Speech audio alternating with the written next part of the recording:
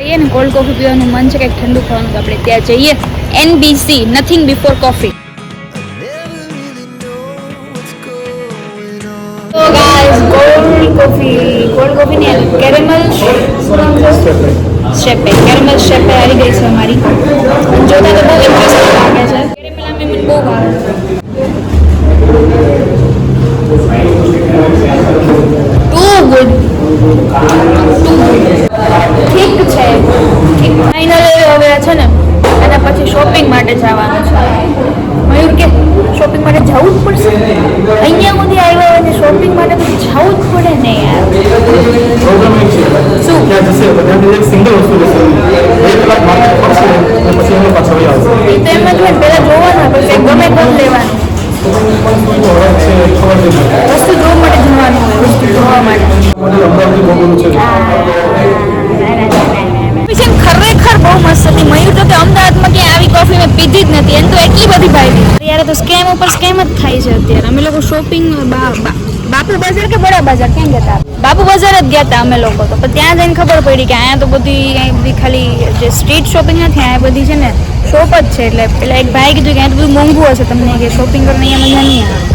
પછી નક્કી કર્યું કે હવે સીધા લેક જ વયા જાય. લેકમાં તમે લેક બહુ મોટું છે. જે છેડે ગયા હતા ને ત્યાંથી બોટિંગ થતું નહોતું, ખબર પડી. તો પછી પાછા ફરીને બીજા છેડે આવ્યા. હવે ટાઈમ થઈ ગયો છે 5:30 પોણા 6.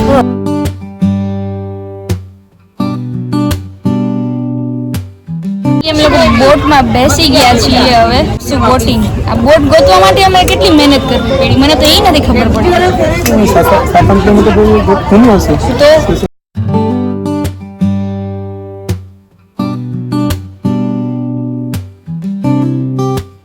મને તો બોટિંગ કરવા મજા જ એટલી આવી ને ત્યારે બોટિંગ ચાલુ થઈને પૂરું થઈ ગયું ખબર જ ના પડી. બોટિંગ કર્યા પછી છે ને અમે લોકોનો પ્લાન હતો કે જગદીશ ટેમ્પલ અમારે લોકોને જવું છે.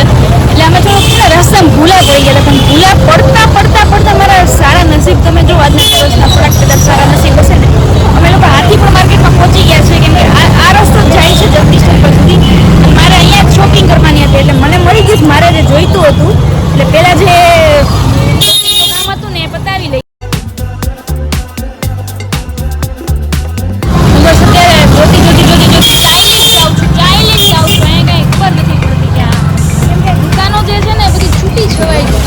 શોપિંગ તો કઈ થઈ છે નહીં એટલે અત્યારે તો અમે લોકો આવી ગયા છે જગદીશ ટેમ્પલ. આવશે અંદર જઈને એવું લાગે છે કે થોડીક શાંતિ લાગશે બેસીને. મંદિરની બહાર છે ને કાલે રથયાત્રા છે એટલે એની ફૂલ જોરશોરમાં તૈયારી ચાલે છે. સારું થયું અમે લોકો આજે જ આવી ગયા, કેમ કે કાલે જો કદાચ આવ્યો હોત ને તો અહીંયા બહુ ભીડ હોત.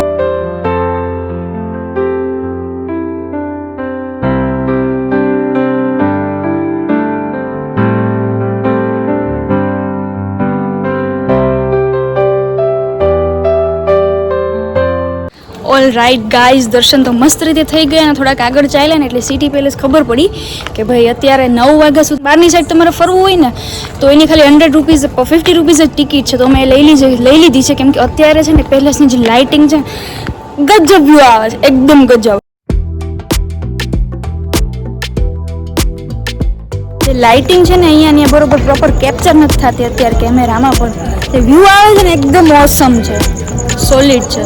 દિવસ કરતાં અત્યારે રાત્રે મને એમ છે અહીંયા આની મજા છે ને કંઈક વધારે છે. નાઇટ ટાઈમમાં સિટી પેલેસનો જે આઉટર વ્યૂ છે ને એ જોવો જોઈએ. Will you recommend?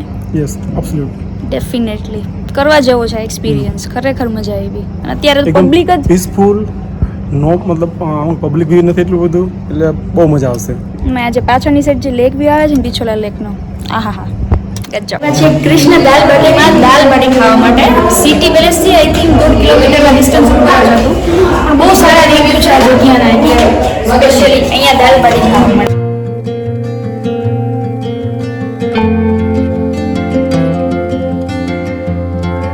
અત્યારે હોટેલ આવી ગયા છે. રાતના વાગી ગયા છે 11 અને અત્યારે signing of for the day. કેમ કે થાકી ગઈ છું, એનર્જી થોડી નહીં પણ બહુ બધી લો થઈ ગઈ છે. પણ એની પહેલાં હું તમને એમ કહી દઉં કે અમે લોકો જે કૃષ્ણ દાલ બાટીમાં દાલ બાટી ખાવા માટે ગયા હતા ને એ જગ્યાએ કે ભાઈ ફિક્સ થાળી જ હતી, કે આલા કાંટે ઓપ્શન અવેલેબલ હતા નહીં.